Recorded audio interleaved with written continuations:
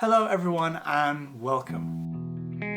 So as winter settles in over England and Wales, as the weather gets colder and the sky gets darker, it may feel like it's time to stay inside and wait until the first signs of spring before we emerge out again.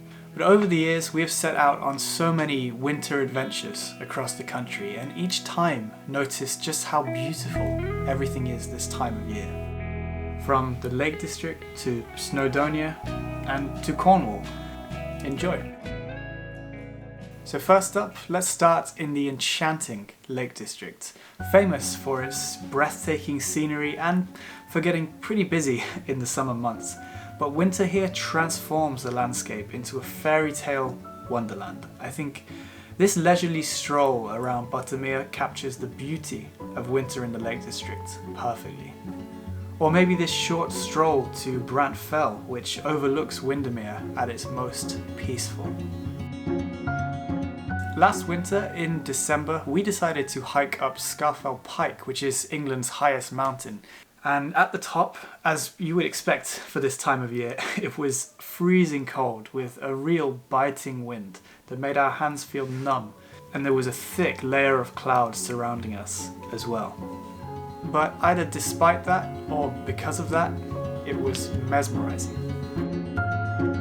The only thing I'd say is just make sure that you're confident and prepared before tackling a mountain like this in the middle of the winter, as conditions can be slippery and cold, which just makes everything slightly more difficult.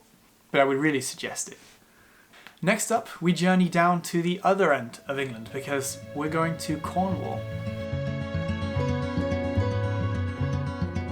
Winter in Cornwall may not be the best time to go surfing, but it's still a great time to try your luck and find some slightly milder weather, as the coastlines of Cornwall seem to break up the cloud, leaving you with a lovely clear sky for the low winter sun to shine through. Take St Ives, for example. One morning we were walking along down by the harbour long before the crowds arrived, and whilst the sun was still rising, we drew St Ives, from the lighthouse to the surrounding coastlines and the architecture of this beautiful town.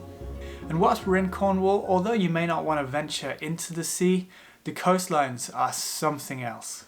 This is Kynan's Cove, known for its beautiful beach and turquoise waters in the summer, but in winter you can watch the massive waves crash against the rocks, and I really think this footage speaks for itself about how Cornwall's coastlines transform in winter. Next up, let's head into Wales, more specifically Snowdonia. And as we've already climbed England's highest mountain, how about adding the majestic Wales's highest mountain to your list and try and climb Snowdon? This one's slightly more challenging than Scafell Pike, so again, lots of care is needed to make sure you're able to ascend and descend again safely. But I really think winter's an amazing time to embark on these more challenging adventures for two reasons mainly. Not only does it keep you warm, but also to try and break ourselves out of those winter blues that we quite often find ourselves in. Around Snowdonia we can also find some more lovely coastlines. Here's an example of the hidden gem of Cricketh Castle, on which you can stand atop the ruins and look out over the bay below. From here we can take a short drive and cross the Menai Strait and head into Anglesey. A beautiful winter beach walk here is this. Due to its geographical location, it's often slightly sheltered from the wind, and especially on a clear winter evening such as this, it feels like you're on another world entirely. Next up, let's head into some civilization for a bit, because we're heading into the city of Oxford. Now, let's be honest, any historic city, town or village is stunning in the winter, with their interesting architecture, pretty parks, and most importantly, many places to go and warm up inside when you get a little bit too cold. I chose Oxford specifically because of the plethora of museums combined with the unique buildings here, just make it a lovely winter destination. It's kind of like stepping into a picture-perfect English painting.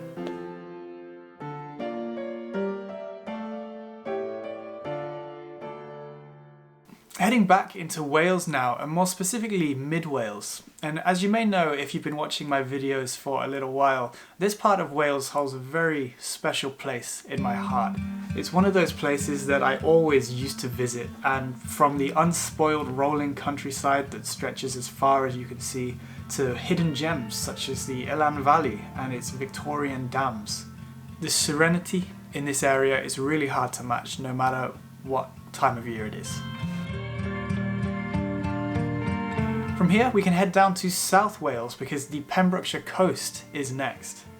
With its dramatic coastal cliffs, it offers some of the most beautiful winter viewpoints, like the stunning Elagog Stacks. The raw power of nature on display here is both humbling and invigorating at the same time. A little change of pace now as we head to the Cotswolds, where the golden colours are on full display at locations such as Upton House and Snows Hill Manor. These old manor houses feel extra cosy in the winter, and it's really nice to explore the gardens and then head inside to learn about some of the history of these buildings and to warm up again, which is always needed. In the Peak District, we can explore the beauty of places such as the Roaches and Ludge Church, and a location that never fails to amaze me is Lathkill Dale. It's a real hidden gem. I'm pretty sure you haven't heard of it unless you've been watching my videos for a little while, but I think we all have places like this. A location that just speaks to us for whatever reason. And we may not be able to quite put our finger on it. I think Lathkill Dale for me is because it combines this peaceful nature with some old historical buildings, because this valley has a long history of mining within it, and it just kind of marries those together perfectly, and that's why it's one of my personal favourites.